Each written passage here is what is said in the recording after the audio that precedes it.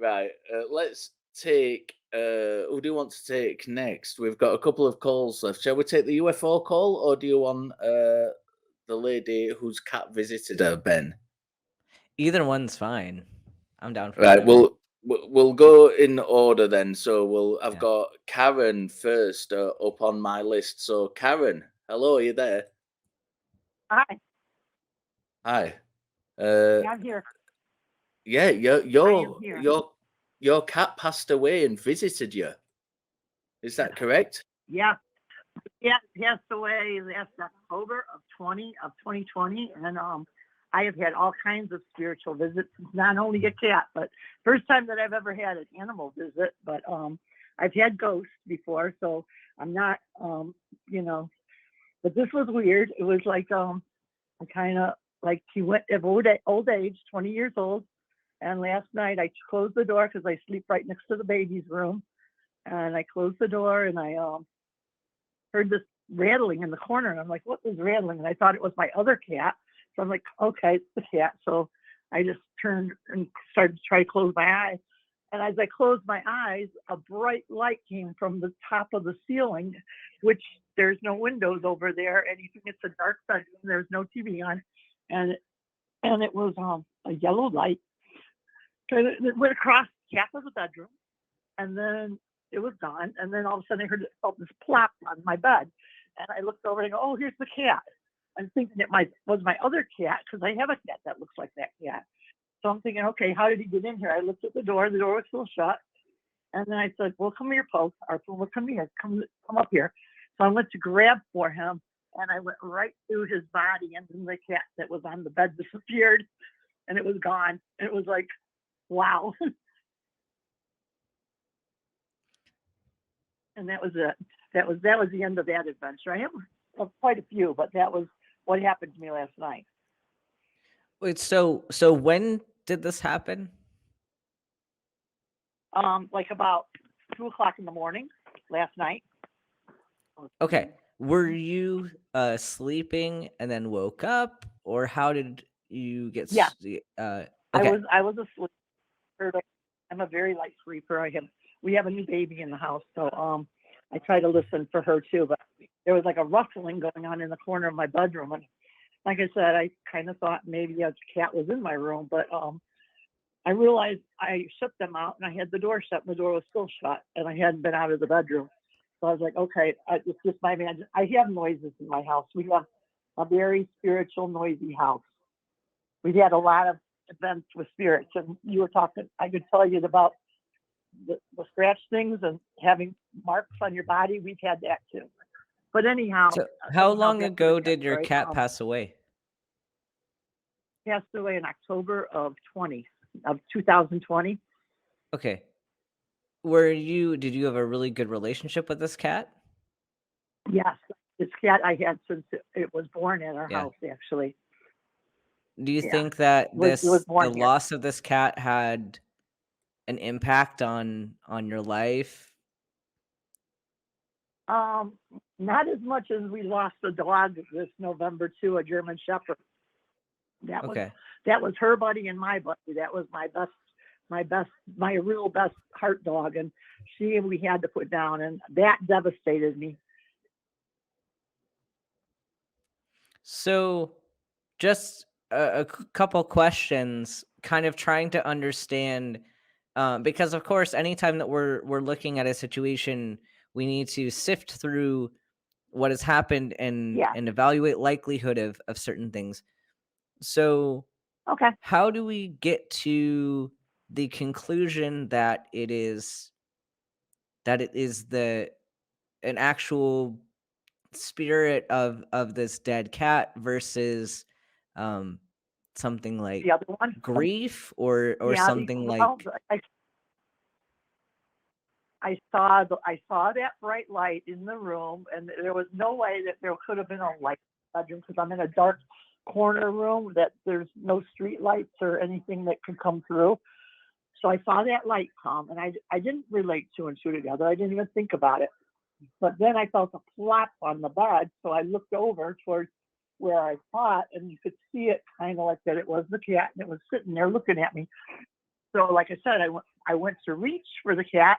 When I reached for it, my hand went right through the cat, and the cat disappeared.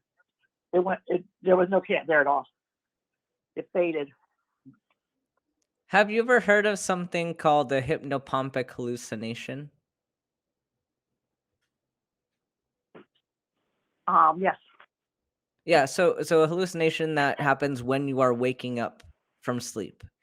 Are you familiar with the Yeah. stages of sleep and kind of what your brain does in those stages of sleep? Yeah. Yes. I don't Okay. sleep very heavy. I can tell you that for a fact. The light little things wake me up right away. We've had a lot of things going on in the house. Well, The so cat was if just like, you're a light you know, I if you're a didn't light expect it. sleeper, if you're a light sleeper, that relates more to being in REM sleep, where you're very near to wakefulness. And that's usually the Mhm. point where you start remembering your dreams and can start relating those more to reality. And I know it's something that has happened So for me even recently. Certain things that were um, very big events on my past, I had a dream about. It was a very vivid dream that it was happening again. And I wake up, and it takes a minute or two to understand, okay, no, this happened already a long time ago. This isn't happening right now. But sometimes our brain isn't very good yeah. at differentiating, especially if it's something that we have experienced before. So I'm not saying that it wasn't what you're saying it is. I just want Well, to, like, but if let me it's just say, let me just add this to it. This cat, I haven't Mhm. thought about this cat since it passed away, really, because we haven't. Like I said, we just lost our dog, and then we have a new baby in the house. So the cat has not been really on my mind at all. Well, and that can happen too. There are But some I did, memories that I did, get buried, and I really did. we don't think of them. They're not brought to the forefront, except when we sleep. Then our memories are more integrated, and things are sifted through more. We're Uh-huh. reorganizing our thoughts at that point. And I'm not at all saying that am. I'm not saying that you didn't experience what you did, but what I'm trying to do is determine, for my sake, if I were to be convinced that Okay. your experience is the way that you experienced it, and that is what Yeah. happened in reality. I want to kind of rule out the other options, and then I can get to a point of saying, Well, okay, yeah, this is the only option left. So that's why I'm asking this. okay. Well, I'm sitting here at the kitchen table with my daughter, who my daughter has actually lived in many houses with me that we have had that have been very, very haunted. And she has experienced just about as much as I have.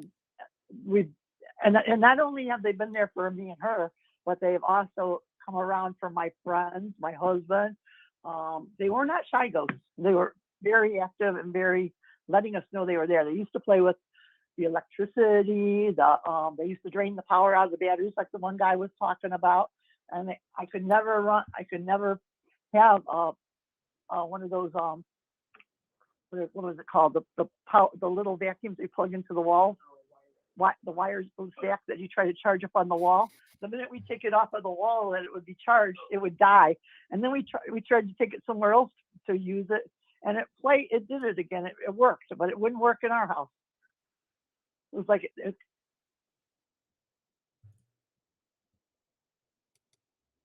Are you still there? I'm here. Sorry, I thought you'd. I thought Yeah, you'd dropped it for I'm just getting a a little moment. reverb So- to myself, but that's No, okay.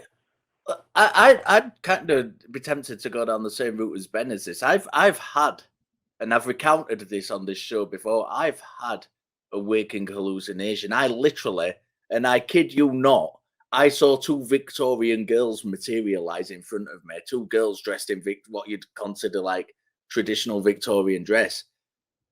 I saw that happen in front of my eyes, and had I been predisposed to believing in ghosts, I would be going round to this day telling people I had definitely 100% seen ghosts.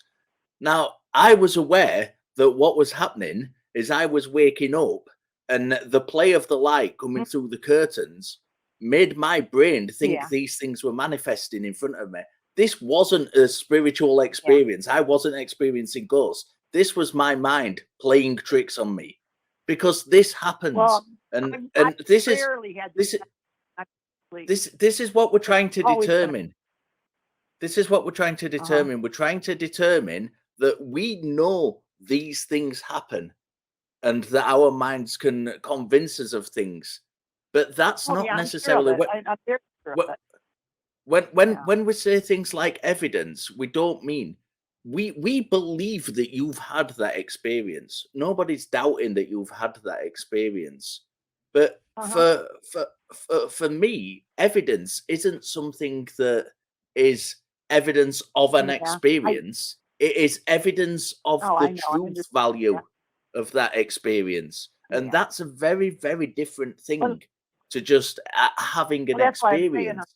here with my daughter that she's had the experiences with me, and they have been in our waking times. We were not asleep. We were sitting in the house, and things just started happening.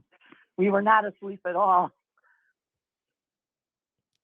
Okay, so that I mean, we are running out of time, and that's an entirely different call, unfortunately. Which I was just trying to reflect that it's not only just the fact that weird things happen to me all the time as far as spirits. I would love Oh. you to call back and talk to us about those shared experiences. I'll talk to You know, before.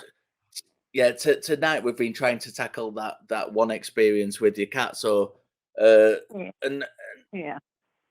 and like I said, nobody's doubting that you've had this experience. Ben talked about his experience. I've talked. You wouldn't know. Yeah, the experiences are different to kind of evidence of a truth claim. So, please do call back, talk, or maybe get your daughter to call back, and let's have that conversation about that shared experience, because that's really interesting. We're going to have to let you go now. Thank you so much for calling in. We have got one more call left to take, which I'm really excited to get to. We will speak to you again soon. Have a nice week. Thank you. Have a nice week.